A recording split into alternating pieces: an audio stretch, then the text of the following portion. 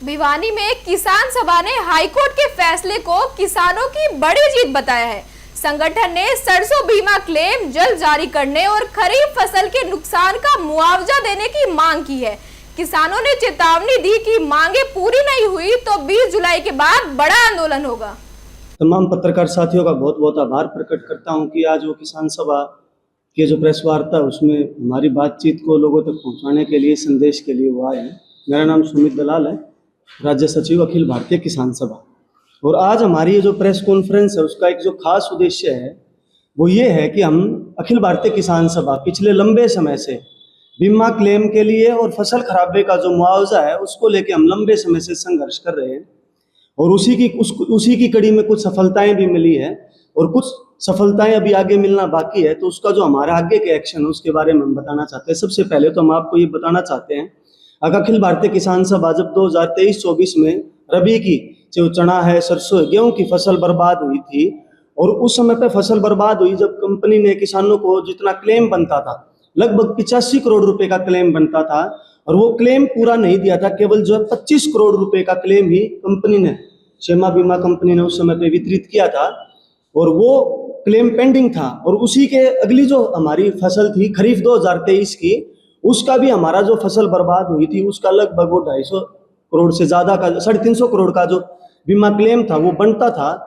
उसके में भी काफी जो है आपत्तियां लगा के बीमा कंपनियों ने हमारे उस क्लेम को रोक दिया था। उसको लेकर अखिल भारतीय किसान सभा ने एक लंबी लड़ाई लड़ी, समय समय पे अनेकों प्रदर्शन किए। ये मांग जो है राज्य सरकार तक, जिला प्रशासन तक पहुंचाई, सरकारों तक पहुंचाई और उस लड़ाई का ही परिणाम ये है कि आज जो है, अभी आपको सबको जानकारी है, और पिछले दिनों जब हमने 1 साल ये लंबा आंदोलन किया, लोहारू के अंदर एक पड़ाव लगाया और उस पड़ाव के बाद जो है आंदोलन के दबाव के ऊपर एसजीआरसी का गठन हुआ। एसजीआरसी के गठन के बाद जो है राज्य शिकायत निवारण आयोग ने ये फैसला किया कि कंपनी को 250 करोड़ का जो बीमा क्लेम बकाया वो देना पड़ेगा और 1 महीने का उसमें समय दिया था कि 1 महीने के अंदर 12% ब्याज के साथ इस पैसे का जो है भुगतान किसानों को किया जाए।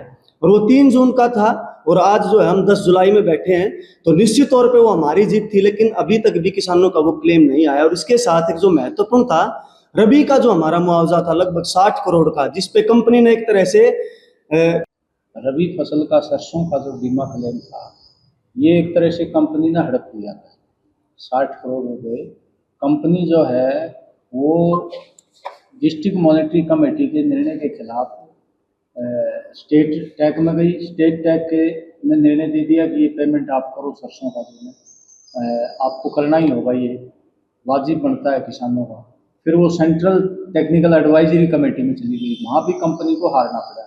फिर उसके निर्णय के खिलाफ ये जो पंजाब हरियाणा हाईकोर्ट में ये रिट याचिका दायर की थी और ये रिट याचिका उन्होंने निरस्त कर दी पंजाब हरियाणा हाईकोर्ट ने, उन्होंने वापिस ही ले ली बल्कि कंपनी ने।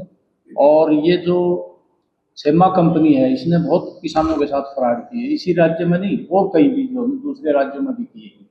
और ये जो 2023-24 का जो खरीफ फसल का कपास का बीमा क्लेम था, 350 करोड़ रुपए यहाँ पड़ा था। डिस्ट्रिक्ट मॉनेटरी कमेटी, जिसके जिला उपायुक्त चेयरमैन होते हैं, डीडीए सचिव होते हैं, उन्होंने पास कर दिया।